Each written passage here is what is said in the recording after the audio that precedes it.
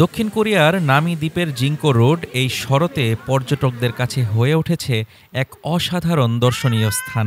সোনালি পাতার লেনে ঘুরতে ভিড় জমাচ্ছেন মানুষ, যেখানে প্রকৃতির রঙের খেলা সত্যিই মনোমুগ্ধকর। জিঙ্কো রোডে পতিত সোনালি গিঙ্কো পাতা আসছে সিওলের সংপাগু থেকে। দ্বীপের নিজস্ব পাতার ঝড়ে লেনের সৌন্দর্য অনেক আগেই শেষ হয়ে যেত।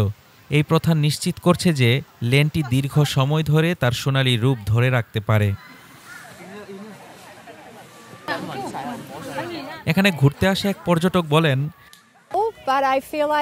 আমার মনে হয় আমি শরতের শীর্ষ মুহূর্ত মিস করেছি। গাছের উপর আর কোনো পাতা নেই, তবে লেনটি হলুদে রঙিন হয়েছে।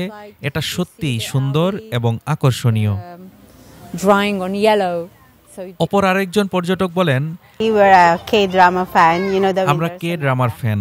উইন্টার সোনাটা থেকে আমরা এখানে এসেছিলাম। যদিও পাতাগুলো পড়ে গেছে, শুকনো পাতাও খুব সুন্দর লাগছে।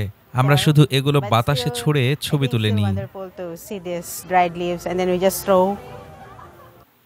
জিঙ্কো গাছ প্রাগৈতিহাসিক কনিফার গাছের আত্মীয়।